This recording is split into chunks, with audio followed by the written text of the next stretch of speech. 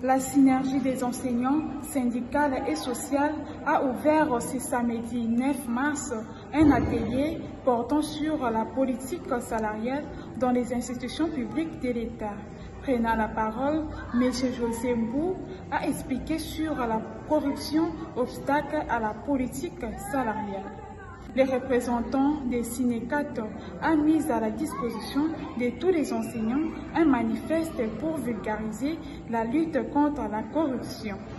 L'invité d'honneur, le président de la Commission nationale des droits de l'homme, n'a pas lié sa langue, signalant que une déclaration syndicale prononcée par M. Jean Bosco Pouna du syndicat a clôturé cette activité. Depuis son accession à l'indépendance en 1960, parmi les défis figure celui de l'amélioration des conditions de vie et de travail de la masse laborieuse. Les travailleurs congolais, les fonctionnaires congolais sont maintenus dans l'état de pauvreté par ce gouvernement.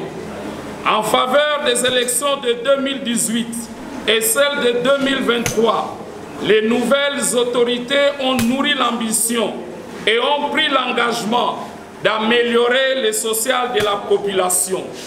Pour matérialiser cet engagement, il s'avère urgent de mettre en place des réformes courageuses, susceptibles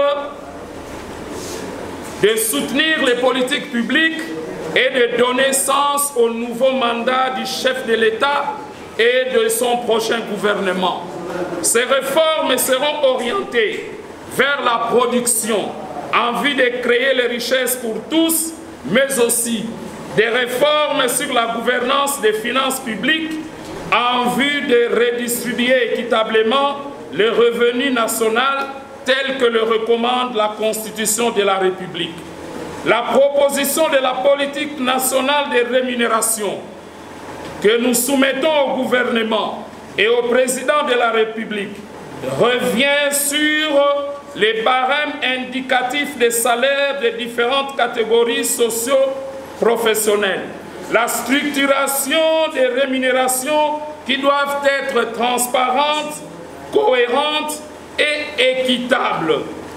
Le paiement d'un barème salarial digne, offrant des avantages sociaux uniformes pour tous. L'indexation de manière automatique des salaires suivant la croissance de la production. La fixation légale des cadres organiques. La détermination de la tension salariale légale et la fixation d'un SMIC incitatif et régulier. L'application d'une politique salariale ne peut être possible que si nous luttons contre la corruption et le détournement des fonds publics à tous les niveaux, ainsi que la réduction du train de vie des institutions, des animateurs et mandataires publics. Voilà pourquoi nous lançons ce jour la campagne dénommée « Tous contre la corruption » et tous pour la réduction du train de vie des institutions. La synergie des organisations syndicales et sociales demande au président de la République de se référer au barème du président Kasavubu qui donnait $300 aux huissiers et $3000 au secrétaire général. Ainsi donc, l'enseignant au primaire ou au secondaire, ainsi que l'infirmier, pourra se retrouver autour de $1800 américains, ce qui lui permettra de faire correctement le travail de la République. Avec une volonté politique avérée, c'est possible de changer la vie de ses concitoyens.